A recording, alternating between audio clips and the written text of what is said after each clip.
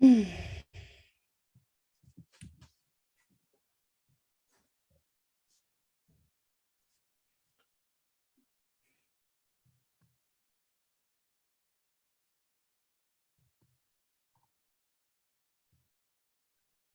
Hello, hello. Just make sure that I'm live. Looks like I am. Good. Hello. If you are here live or watching the replay, let me know in the comments. I'm here today to tell you about the upcoming Vault.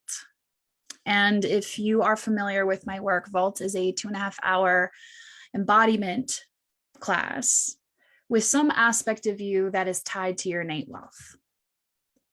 Now, despite telling you that the next one is on April 16th, I wanted to come and talk to you about this particular topic that we're going to be navigating through in 2 weeks' time. I want you to start off with your relationship to money. And I want you to think of it as an actual relationship. Consider how you spend money, how you take money. Explore how you see money. Now, many of you may have some sort of relationship along the lines of money is evil. Money is the root of all evil is such a fascinating belief system, but it's even more interesting when you get to money is dirty. Wanting money is bad. It is greedy. The further along you get with your beliefs of money, you start to realize this sounds a lot like your sex life. That all of a sudden you start to realize that money and sex are very similar. Despite you not wanting them to be the same, you know that they are. In fact, you may be more explorative and have more approval in your private bedroom, but when it comes to your wallet, you're a little bit more conservative. Or in fact, it might be the exact opposite. You might have a very conservative bedroom, but your wallet is making sure you lash out every possible fantasy. Because your cash is strapped. It's all tied up. It's got bills to go to and people to fund. Your money is hardly yours. But unfortunately, you must like it that way. Because if you didn't, it would be somewhere else. It would be interacted with differently. But maybe you didn't know that being with money could look any different. And so you've ended up as the submissive partner in a dominating measurement of what it means to be wealthy. That you don't have enough money to be wealthy. So therefore, this is just the way that things have got to be. And that belief is fueling this very kinky relationship to your wallet. See, even when you get a bill in the mail, your hands might get sweaty. You might feel your heart rate elevate, your cheeks start to salivate. Your relationship to spending money is just as erotic as what you are when you're flirting with somebody. See, money is a kinky topic. It is highly sensational. It's why I love the topic of money. It's meant to have you live life. But what happens is so many of us are living a false kink that isn't the one we actually like, and it's not the one we actually want. And then we wonder why our relationship to cash and money and making money and spending money feels so suffocating. Listen, there are going to be 1,000 different kinks out there. Not all of them are yours. Not all of them are meant to be the way that you experience your wealth. And somehow you may have landed in one that's clearly not. And you might be like, well, what are you talking about, Steph? Well, let's pause for a second. Do you like the way you interact with money? Do you like feeling that when money touches your hands that it is disgusting and revolting? Some of you might say, yeah, I really love the grittiness and how gross it is. And that's great. Let's explore that particular kink. if that is really the best, most reverent and responsible way of interacting with it. But maybe you're on the other side and you're saying, oh, I can't even touch money. I can't receive money. It is so dirty that you unconsciously push it away. See, this morning I was journaling, and what came up for me was that my relationship to money has always been fairly good. It's my relationship to time that is massively kinky. And in a way that doesn't feel good, because I am always feeling strapped for time. I always feel like I can't catch a breath. I'm always feeling like I need to be rushing through things. There is no slowing down. I don't have that luxury. And the truth is I do. But the way that I relate to time determines the quality of the time that I spend. See, when I am coming from a place of I don't have enough of it, that the time that I do have is already spent, it's already tied up to other things. I can't change what I spend my time on. When I'm already feeling as though time has been spent elsewhere, it's already tied up in something else, and I get nothing left, I create a false high in my body of restriction and intensity. I, at that point, can no longer see what's real. And that's the thing about kink. Kink is an experience. It's not a fetish. It is a kink, meaning you don't need that to get off on life. You don't need things to be tight, to be suffocating, to be intense, to be able to be wealthy. This idea that you need to not spend money, you need to hoard your money, that you need to not enjoy the luxuries of life if you want to be wealthy, that is false. That is a kink narrative. Because what it says is that you need to do X, Y, Z to be able to feel wealthy. And again, kinks aren't true.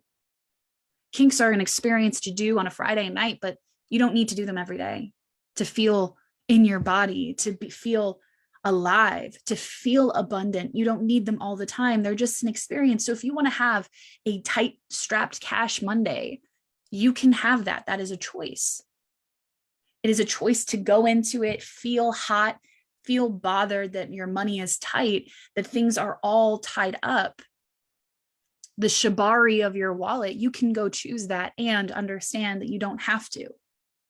It's just another experience you can feel pleasure in.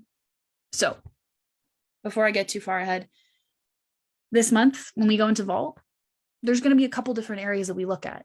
One, your relationship to all of your resources fundamentally is going to be the basis of everything. Two, what is the kink that you tend to opt in for every day? Is it a kink that you like? Is it a kink that you get off on hating? Or is it one that you are unconsciously opting into every day when you have another choice?